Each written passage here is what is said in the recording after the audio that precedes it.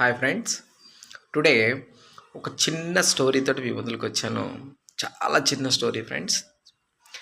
ఒక అడవి ఉండిద్ది. ఆ అడవికి రాజైనటువంటి సింహం ఉండిద్ది. ఆ సింహం అన్ని జంతువులని పిలిచి మీటింగ్ పెట్టుకుంటుంది. మీటింగ్ పెట్టుకున్నప్పుడు తను చెప్తుంది, నేను ముసలిదాన్ని అయిపోయాను. నేనింక ఏ జంతువుని వేటాడను. నేనింకా నా గృహలో నేను ఎప్పటికన్నా గానీ నేను శిథిలమైపోతాను. మీరు ఖాళీగా ఉన్న సమయంలో నా గృహలోకొచ్చి నన్ను చూడండి అని చెప్పి, ఆ ముసలి సింహం చెప్పి తన గృహలోకి తను వెళ్ళిపోతుందనమాట. అన్ని జంతువులు చెప్పి. ఈ జంతువులన్నీ గూడా, ఓకే సింహం రాజా, మేమొచ్చి పలకరిస్తాం అనుకుంటా ఉంటాయి. అలా నెక్స్ట్ డేన ఒక జంతువు వెళ్ళి పలకరీయడానికి వెళ్తుంది.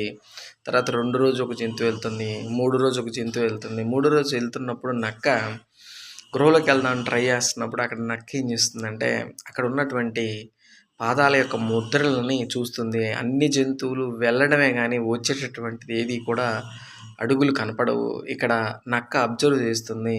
సింహం వేసినటువంటి ఇది ప్లాను వేటాడకుండా వచ్చిన వాళ్ళని పలకరించడానికి వచ్చిన వాళ్ళని తినటానికి అనుకోని నక్క సైలెంట్‌గా ఉండిద్ది. మిగతా ఉన్నటువంటి జంతువులన్నీ గూడా నక్కను చూసి, సింహంతో బాగా ఉండేది నక్క. ఒకప్పుడు బాగా ఉండేది. ఇప్పుడేమో చచ్చిపోతుందంటే పలకరీయడానికి కూడా ఇది స్వార్థపరురాలైన నక్కని అనుకుంటా ఉంటాయి. ఆ తర్వాత నెక్స్ట్ రోజులన్నిటికి అన్ని జంతువులు పలకరీయడానికి ఎళ్తాయి. అలా ఆ విధంగా అడవి మొత్తం ఖాళీ అయిపోతుంది. నక్కొక్కటే బతికి ఉండిద్ది. చివరికి ఇంతటితో కథ అయిపోయింది ఫ్రెండ్స్. ఇక్కడ ఈ స్టోరీలో మనకు మోరల్ ఏంటంటే, మన గురించి ఎదుటివారు చాలా మాట్లాడుకుంటారు.